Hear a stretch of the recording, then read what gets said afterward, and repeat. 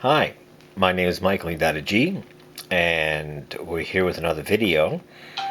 And today's video, before we get started, we hope you subscribe and share this with people.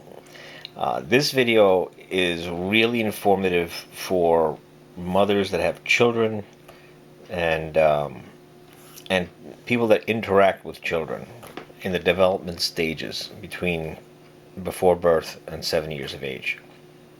We hope you share this video, like it, subscribe, and if so inclined, visit our Patreon page. Today's video is about narcissists again, and the developmental stages with the narcissist. So we're going to kind of go through my favorite little chart here. I made this chart when I first did my stages of development chart. Of course I could make it better, but I'm not really the best artist. But what we're going to do now is we're going to go from before birth to 7 years of age. And we're going to figure out how this narcissist became the way they are. Now, we're focusing on the narcissist because there's a lot of pain there. This is usually where things really go bad, and also the psychopath. We're going to leave the psychopath out a bit because the psychopath is a little different. They're really close to each other. It's just the narcissist is a little more successful than the psychopath. So you can consider a psychopath an unsuccessful narcissist because they can't get the glory they want. So let's just go through this pretty quick and see what's going on. From before birth to 6 months of age is when the mother is carrying the child, and then 6 months of age is the bonding stage. This is where bonding occurs, where the baby now is coming into the reality of space and time. Before it was in the womb, and if the mother felt something, it would go into the womb. So let's leave that off for now. Let's just we'll figure out who the bonding person is. We'll come back to it. The next stage is a real crucial stage because right here you get to find out what's really going on. It's called the mirroring stage. Okay? This is the mirroring stage from 6 months to a year and a half. The child mirrors the mother. We're not talking about the father here. Mirrors the mother. We'll talk about having a son in this one. So it's a son, and now we got the mother. The mirroring stage. What happens in the mirroring stage? The mirroring stage can have a couple of different ways that it can go wrong too. The mother can under-mirror the child, like the child is looking at the mother frowns. That does something. Another thing that can happen is it's a distorted mirror. So because the identity of the child is here, and at this point they're still connected to the mother, not like the bonding stage. Mothers can sense their child in another room and you can't hear nothing. They're still connected. It's like a supernatural connection, and you can't even argue that. Any mother knows, has kids, that loves the kids, they sense that. But in the mirroring stage, something else happens. In the mirroring stage, an over mirrored child is like extra praise. This is where it starts. Okay, extra praise starts here. Now, we have to ask ourselves, could the mother be someone who doesn't have a head? Because if you don't have a head, you can't really praise. Praise is something that you need a head to praise. So we're pretty sure that the mother of the narcissist, let's just say that, is pretty sure that it's not someone that that is not capable of speaking. Someone that can give praise. The person that gives praise, who would give praise? Let's see. A covert narcissist can give praise. Yeah, a covert narcissist can give praise and merchandise the praise. And they're so used to doing it, they got no problem going up and over the top.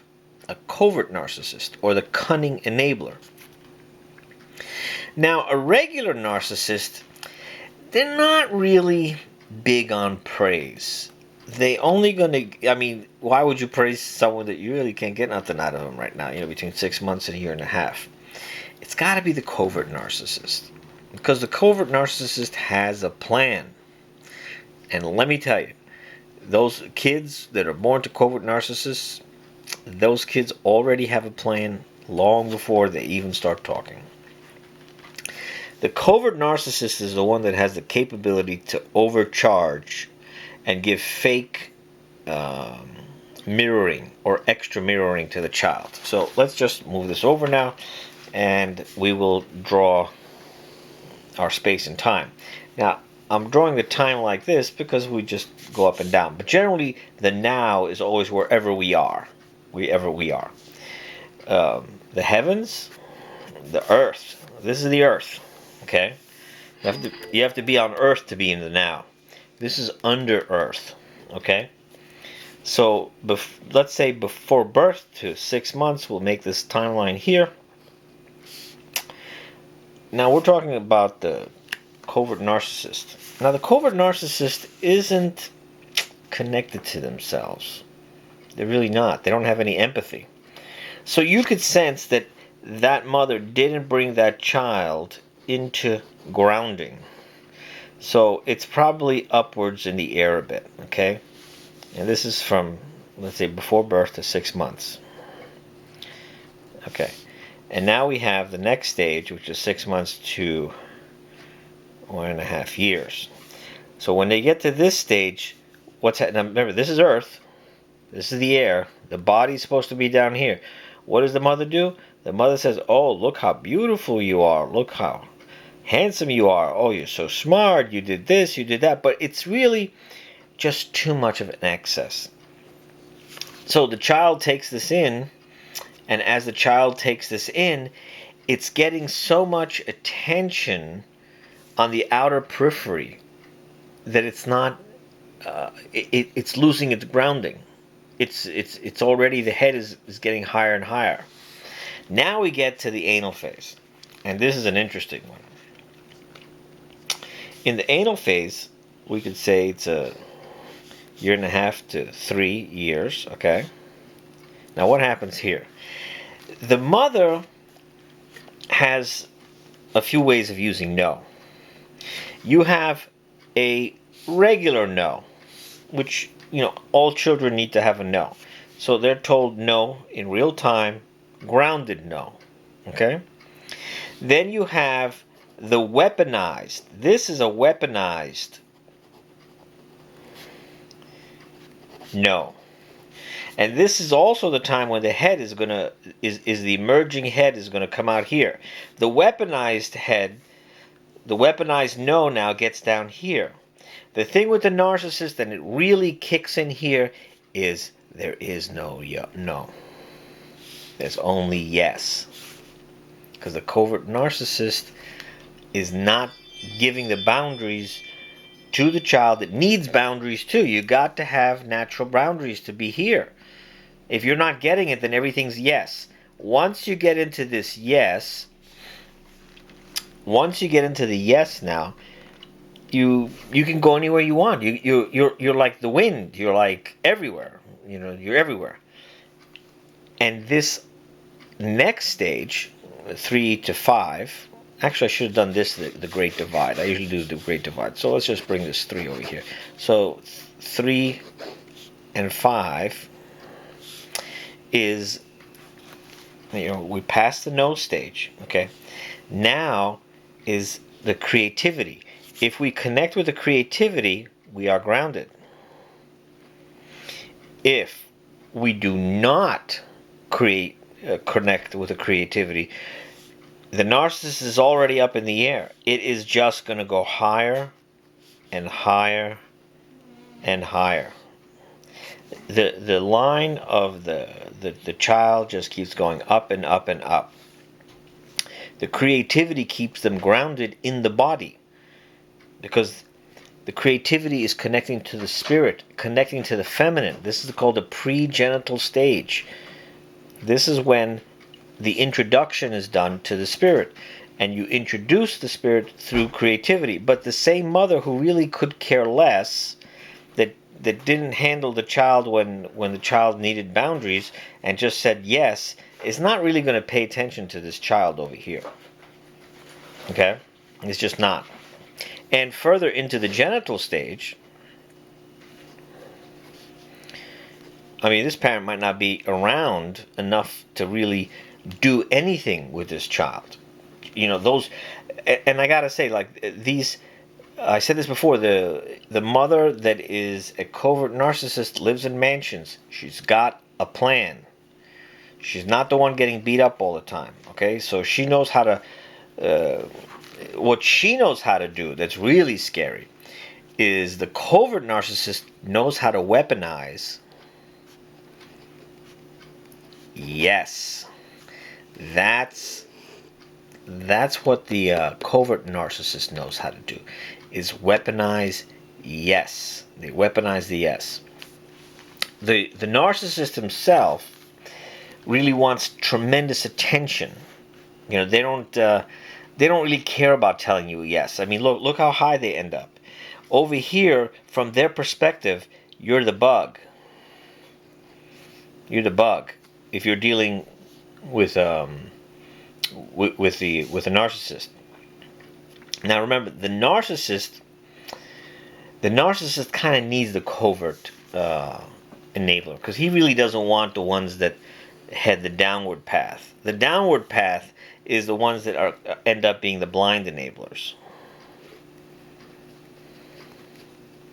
Okay, so the blind enablers are they're not really what the narcissist wants. The narcissist kind of wants a covert narcissist, someone that uses the sexuality, someone that, you know, has it, looks like they're all together, and they can really feed off of that person very well. So you see how the progression from someone who has a plan that's not really too vested into the children. I would guess some famous president might have a mother like this, who really wasn't present for the child. Now, you know, they weren't present there to look at the drawings. You know, when that kid, when they had that drawing with the sun or whatever, you know, nobody looked at that drawing. And that's what usually happens. They just keep going in an upward arc. And everybody around them has to now keep that lie going. What started down here with the mother saying yes and saying, oh, how wonderful you are, now has to be maintained, because there's no grounding. There's no grounding. There's no grounding. In tremendous amounts of stress and trauma, the narcissist or the psychopath can fall down when the balloon structure gets a crack or smash. They'll come here, and they'll be for a very short time grounded. But that is a very short time, not long at all, because they can't support this. This is alien to them. To be grounded is totally alien. So the way you got to bring this person down is you got to find out who the covert narcissist is, and you got to not let them answer questions. You have to bring them into the creativity. You have to make them do things with their hands. Look, there's no hands here. There's no hands. There's no legs. They have to lose stuff. When they lose stuff, and they gotta, usually when these people lose stuff, they just check out. They just kill themselves, because they don't have a container. You know, if they lose all their money, they're jumping off a bridge. You know, they're gone. You know. Because they don't have the container. But as long as there's a covert narcissist that wants something, this person is always going to have that head swollen. When they don't have a covert narcissist, they will go for the blind enabler. But they will really, really treat them like horrible. You know, horrible. I guess we're going to just stop here for today. This was kind of short. I'll expand more on this. Maybe I'll do another one, and maybe one will do graphs on how different people or different character defenses kind of work with each other. But generally speaking, the narcissists are formed by covert narcissists. The blind enabler doesn't have the mouth to compensate, to say yes, yes. Oh, you are this person will probably contain and try and push this person down. So the blind enabler will try and make another blind enabler, like that song goes from Pink Floyd. Shoot, mother won't let you fly, but she might let you sing. Anyway, God bless.